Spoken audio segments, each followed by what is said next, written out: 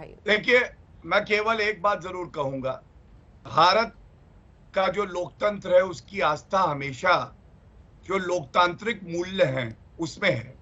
और जिस तरह से हमारे सामने वीडियोस चल रहे हैं कि महिलाओं के साथ उत्पीड़न किया जा रहा है, ये चिंता का सबब है।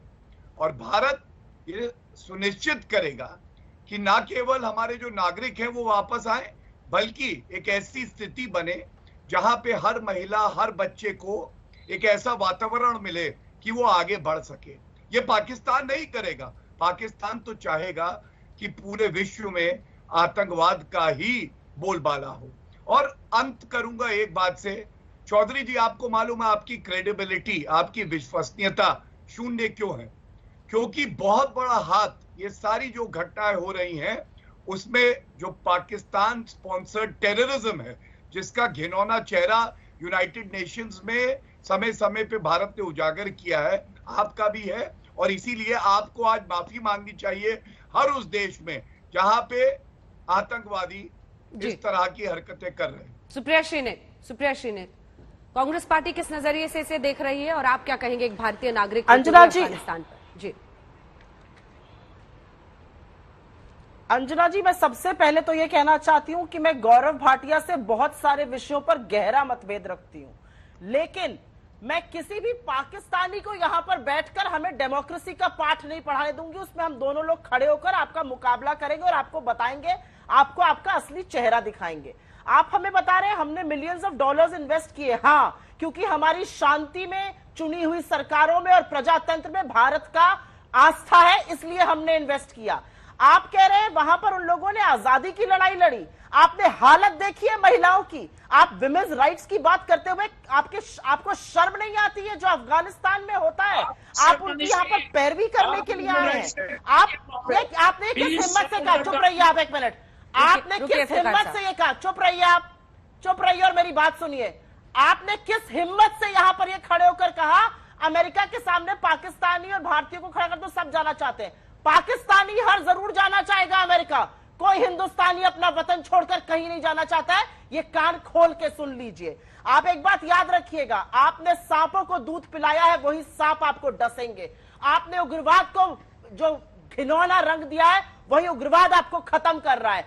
सबको पता है कि आप चीन के बल पर इठला रहे हैं, उसी के बल पर आप अफगानिस्तान को उकसा रहे हैं। सब जानते हैं कि भारत विरोधी उग्रवादी एक्टिविटीज, चाहे वो जैश ए मोहम्मद हो, चाहे वो लश्कर ए तैयबा हो, चाहे वो तालिबान हो, वो सब पाकिस्तान की सरजमी से चलता है। आप यहां पर आकर हमें पाठ पढ़ाना बंद करिए। मैं सबसे पहले तो पाकिस्तान के जो प्रवक्ता है उनसे यह कहना चाहती हूं, हिंदुस्तान को पाकिस्तान के साथ जोड़ने की कोशिश भी मत करिएगा नाम लेने में। हमें बड़ा फक्र है हिंदुस्तानी होने पे। आप अमेरिका भागना चाहते होंगे, हम कहीं नहीं भागना चाहते हैं, पहली बात। दूसरी बात, अंजना जी, मैं एक भारतीय होने के नाते अपनी सरकार से ये उम्मीद करती हूं कि वो जितनी जल्दी होगा क्लैरिफाई करेगी अपनी पोजीशन अफगानिस्तान पर, तालिबान पर, क्योंकि ये जरूरी है।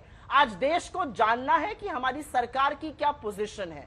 हमें न्यूज चैनल से नहीं जानना है। हमने एक सरकार चुनी है, उस सरकार को लोकतांत्रिक, प्रजातांत्रिक ढंग से चुना गया है। एट सम स्टेज सब लोग जानना चाहेंगे कि सरकार का क्या स्टैंड है इस पर, क्योंकि कुछ खबरें आई हैं सूत्रों के माध्यम से कि दोहा में बातचीत हुई है या रशिया में हुई है। आई थिंक हर इंडियन जानना चाहेगा हमारी सरकार का इस पर क्या मत है, क्योंकि ये घोर ह्यूमन राइट्स वायलेशंस हो रहे हैं। क्या हम उनको रिकॉग्नाइज करते हैं, नहीं करते, ये हम सब जानना चाहते हैं। और इसका जवाब विदेश नीति के तहत सिर्फ चुनी हुई सरकार दे सकती है, इसका जवाब विपक्ष नहीं दे सकता है। ठीक है, जल्दी से गौरव जी एक जवाब, फिर मैं अशोक सज्जनहार जी और सुशांत सरीन जी दोनों से पूछूंगी हिंदुस्तान का स्टैंड क्या होना चाहिए। देखिए, सबसे पहले तो भारत कितना मजबूत लोकतंत्र है इसका उदाहरण सुप्रिया जी ने इसी डिबेट में दिया। और उन्होंने एक आदर्श बात कही कि जब कोई बाहरी अराजक तत्व एक चर्चा में शामिल हो जाता है तो भारत का जो सत्तारूढ़ दल है और विपक्ष है वो एकजुट हो जाता है। और अंजना जी, जब भी भारत में सत्तारूढ़ पक्ष और विपक्ष एक हुआ है ना, पाकिस्तान का नक्शा भी बदल गया है। तो ये एक चेतावनी भी उनके लिए है। सुप्रिया जी ने एक बात और पूछी है, मैं ये जरूर कहूंगा कि जो उनकी चिंता है वो चिंता हर नागरिक की है, सरकार की भी है और विपक्ष की भी है।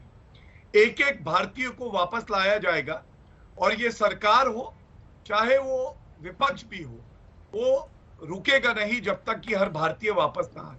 जहां तक विदेश नीति की बात है, और मैं समझता हूं कांग्रेस की प्रवक्ता इस बात की नजाकत को समझ पाएंगी, हर चीज का एक सही समय होता है।